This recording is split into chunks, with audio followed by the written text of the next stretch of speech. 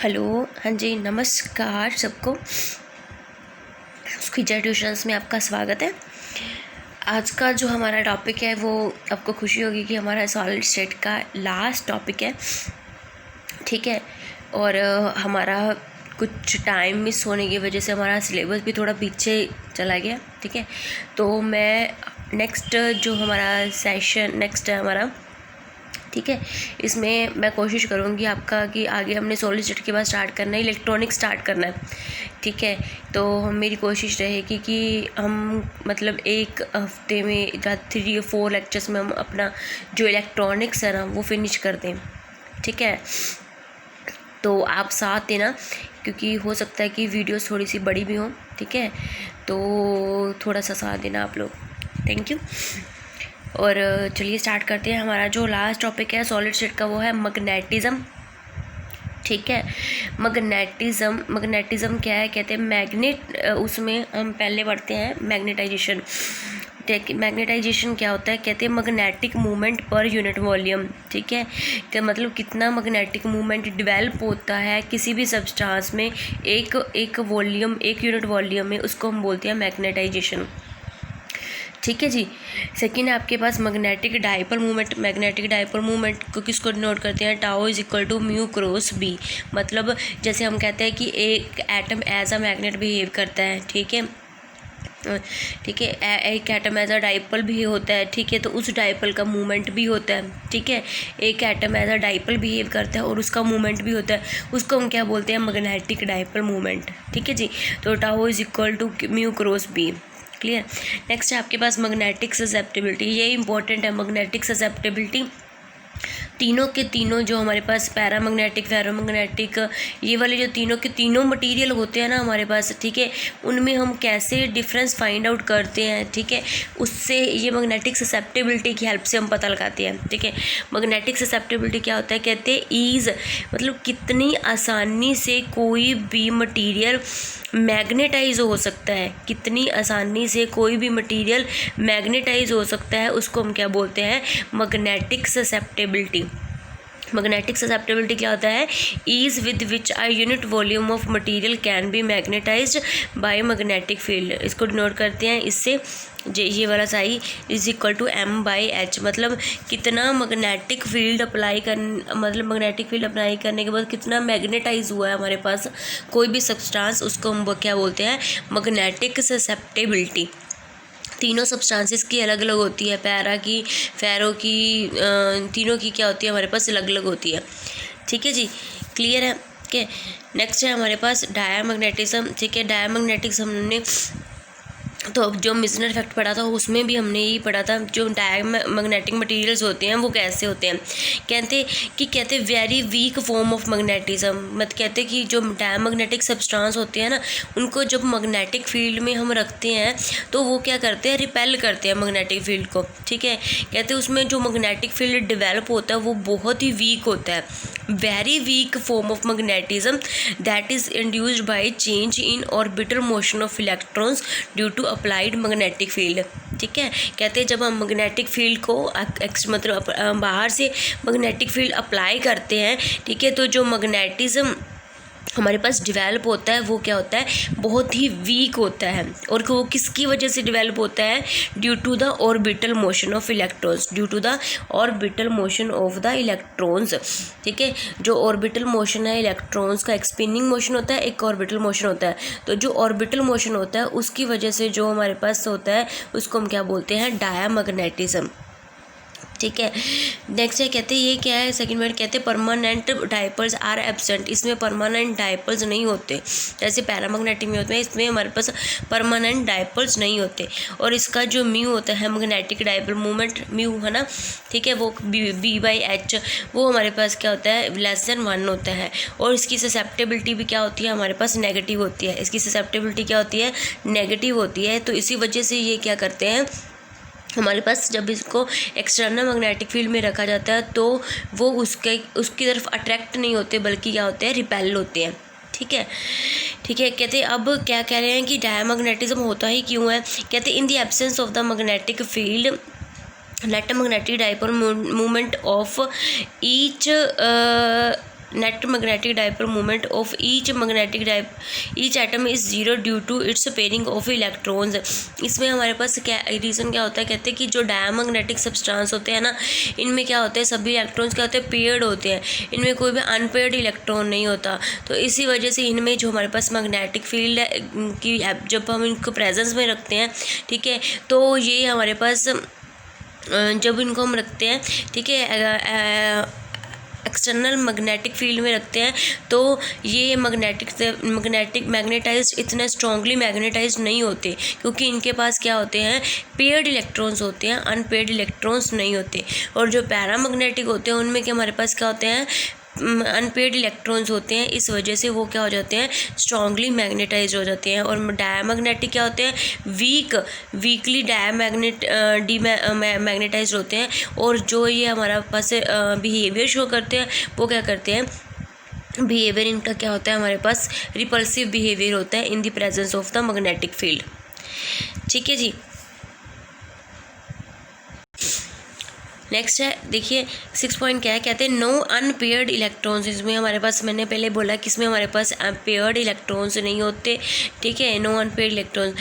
7 point है, देखिए कहते हैं मैग्नेटिक फील्ड लाइंस वीकली और स्ट्राइटली पास थ्रू द मटेरियल। जब इनको हम एक्सटर्नल मैग्नेटिक फील्ड में रखते हैं, तो जो मैग्नेटिक फील्ड लाइंस होती हैं वो क्या होती हैं, बहुत ही वीकली उसकी तरफ क्या होती हैं, अट्रैक्ट होती हैं। ठीक है। 8 पॉइंट है, कहते हैं स्पिन अलाइनमेंट। इसमें हमारे पास जो होते इलेक्ट्रॉन्स होते हैं, उनकी जो स्पिन अलाइनमेंट होती है वो क्या होती है, एंटी पैरेलल होती है। ठीक है। 9 पॉइंट देखिए, कहते हैं very weakly attracted to the magnet. Very weakly attracted to the magnet. Magnet की तरफ क्या होते हैं, बहुत ही वीकली अट्रैक्ट होते हैं। ठीक है, मैग्नेट की तरफ ये क्या करते हैं, बहुत ही वीकली अट्रैक्ट होते हैं। ये तो मैंने आपको पहले ही बोला था।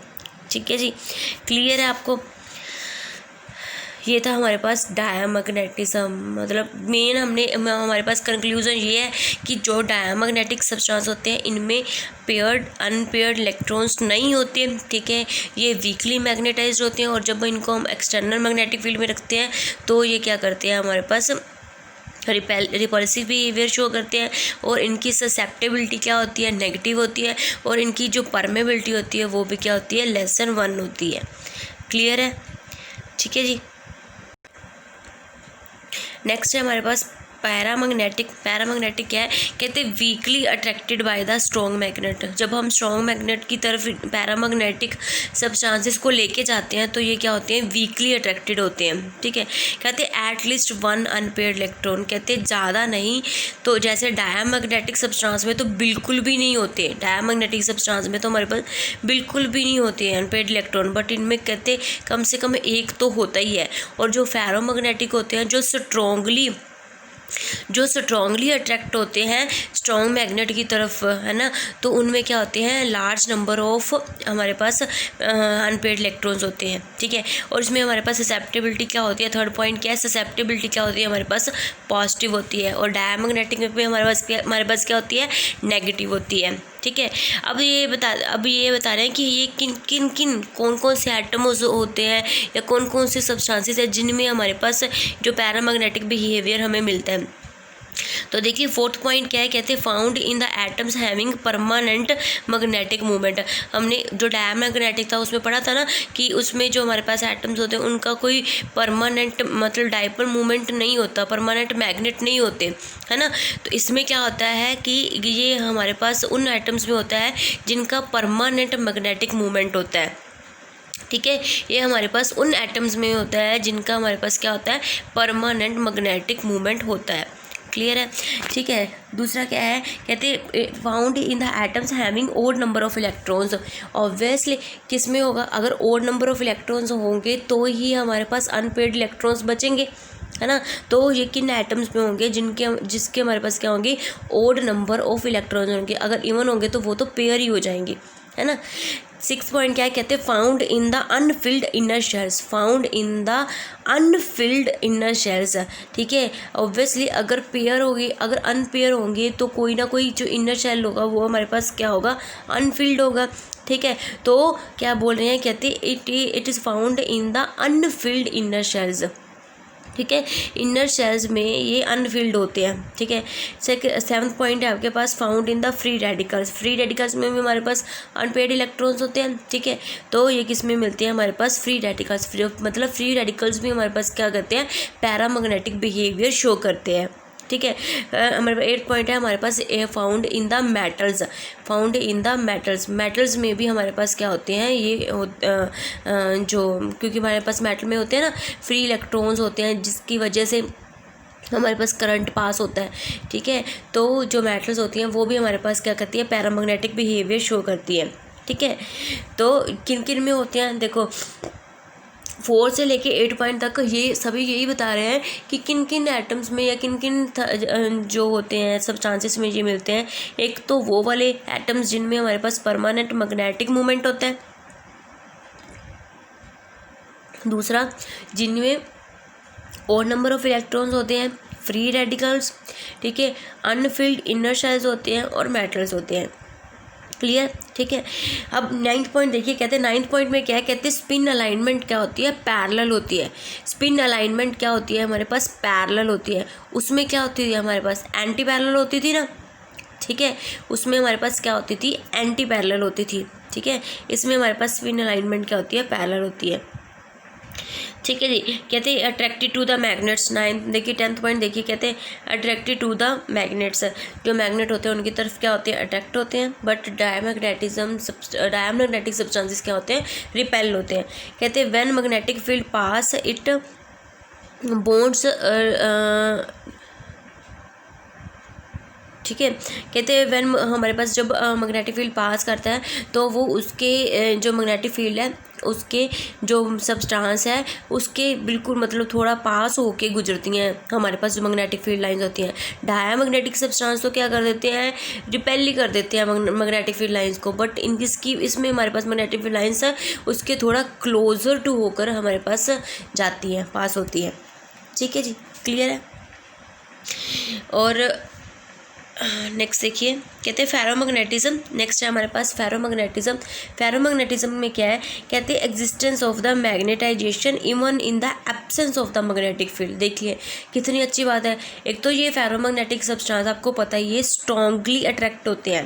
फेरोमैग्नेटिक सब्सटेंस क्या होते हैं, स्ट्रांगली अट्रैक्ट होते हैं इन द मैग्नेटिक फील्ड, या कोई भी मैग्नेट रखते हैं उसकी तरफ क्या होते हैं, स्ट्रांगली होते हैं, अट्रैक्ट होते हैं, ठीक है। कहते हैं बट जो फेरोमैग्नेटिक सब्सटेंस होते हैं ना, इनमें अगर हम हमारे पास एक्सटर्नल मैग्नेटिक फील्ड नहीं भी अप्लाई कर रहे तो भी इनमें मैग्नेटाइजेशन होती है, ठीक है। तो भी इनमें हमारे पास क्या होती है, मैग्नेटाइजेशन होती है, ठीक है। और इसकी ससेप्टेबिलिटी क्या होती है हमारे पास, C/T-TC, और ये हमारे पास क्या होगी, ऑब्वियसली ग्रेटर देन 1 होगी, ठीक है। और ये क्या है आपको, TC हमारे पास क्या होता है, जो टेम्परेचर होता है, क्योंकि टेम्परेचर होता है, ठीक है। और फेरोमैग्नेटिक सब्सटेंस के हमारे पास एग्जाम्पल क्या है, आयरन है, कोबाल्ट है, ठीक है जी। क्लियर। नेक्स्ट है हमारे पास जोसेफ जंक्शंस। जोसेफ जंक्शंस क्या होते हैं, इसमें क्या होता है, 2 सुपर कंडक्टर्स होते हैं। ये वाले मान लो 2 सुपर कंडक्टर्स हैं, S1 एंड S2, और इनको इसमें एक लेयर इंसुलेटर की लेयर से अलग किया होता है, ठीक है। इसको हम क्या बोलते हैं, जोसेफ जंक्शंस बोलते हैं। क्लियर। क्वांटम मैकेनिकल डिवाइसेस होते हैं, ठीक है, जोसेफ जंक्शंस में, ठीक है। और जोसेफ जंक्शंस मतलब होते क्या हैं, कहते हैं क्वांटम मैकेनिकल डिवाइसेस होते हैं जो इनसे बने होते हैं, जोसेफ जंक्शन से बने होते हैं। इसमें क्या होता है, 2 सेमीकंडक्टर होते हैं और एक इंसुलेटर से इनकी पार्टीशन की होती है। क्लियर, ठीक है। इसी के साथ जो हमारा सॉलिड स्टेट है वो फिनिश होता है। क्लियर, ठीक है। और आगे हम इसके जो क्वेश्चंस हैं, MCQs हैं, वो आज इसी जो वीक है, एक लेक्चर रह गया इस वीक में, तो इसके साथ वो क्या हो जाएगा, सॉलिड स्टेट का जो हमारा टॉपिक है वो MCQs के साथ क्या हो जाएगा, फिनिश हो जाएगा। वैसे टॉपिक फिनिश है, ठीक है जी। Clear, thank you. एंड आपसे एक रिक्वेस्ट है कि जो ये आप वीडियो देखते हो, ठीक है, आपको इन्फॉर्मेशन मिल रही है तो आप इस इन्फॉर्मेशन को आगे से आगे और करिए, ठीक है। और इसको क्या करिए आप, मतलब मैक्सिमम से मैक्सिमम शेयर कीजिएगा, ठीक है जी। Thank you everyone.